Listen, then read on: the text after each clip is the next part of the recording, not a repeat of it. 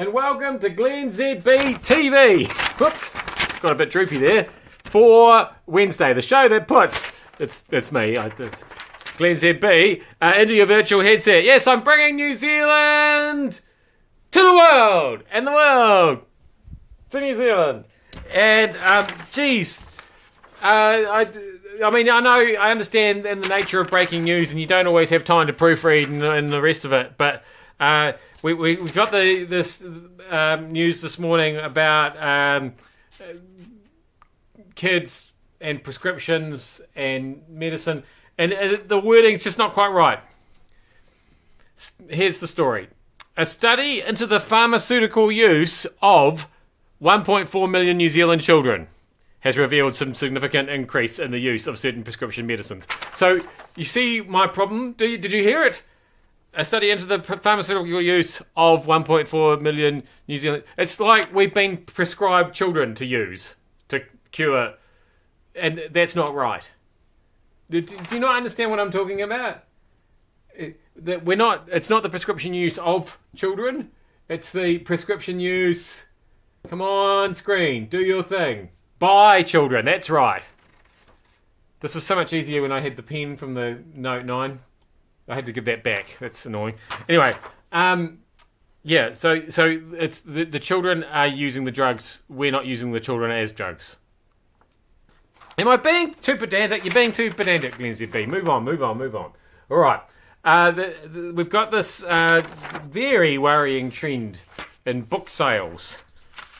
Book Depository, which is a website where you can buy books, actual books. Do you remember those?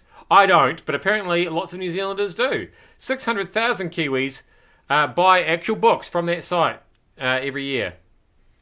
Now, that's not the trend that I'm worried about, although it is a bit worrying to me that people still think that that's the way to read books and not on a proper e-reader like I use, where you can have all your books on just one little thing. Like, it's just logical. Why would you not want to do that? Let it go, glennzb. No, the worrying trend is that the popular categories include children's books, romance books, and self-help books. So, what I'm worried about is there are people buying books on how to be pedophiles. Is that what's happening there? Can you make that? Is that a funny joke? Or as soon as you say the word pedophile, can you... I have to think about that. Oh no, I've really screwed it up now. Look at this. Look at that. That's quite cool, but it's not what I was hoping to do. There we go. There's my e-reader. I forgot that I even had that graphic there ready to go. Come on. Wouldn't you rather be holding that than a smelly old newsprinty? Yeah, you would. Anyway, not finally, second to finally, penultimately finally, the co-founders of social networking app Instagram say they'll be leaving the company in a couple of weeks. They started it in 2010, and they've sold it to Facebook for $1 billion. So like I say, another pointless graphic really. I mean, we know what Instagram looks like, don't we? Oh, maybe the people who are reading actual books don't. They might not dabble in this Instagram. They might live in a digital space. And let it go, glennzb. Let it go. Anyway, the point is, what I was going to say is that, yes, I am happy to sell glennzb TV. It doesn't even have to be $1 billion. Tell you what, Wednesday only, half price, $500 million. Facebook, you can have glennzb TV for $500 million. And I'll even agree to keep hosting it if you want. That's not. I'm also happy enough not to for $500 million. I'll basically do whatever you say. I'll host it nude.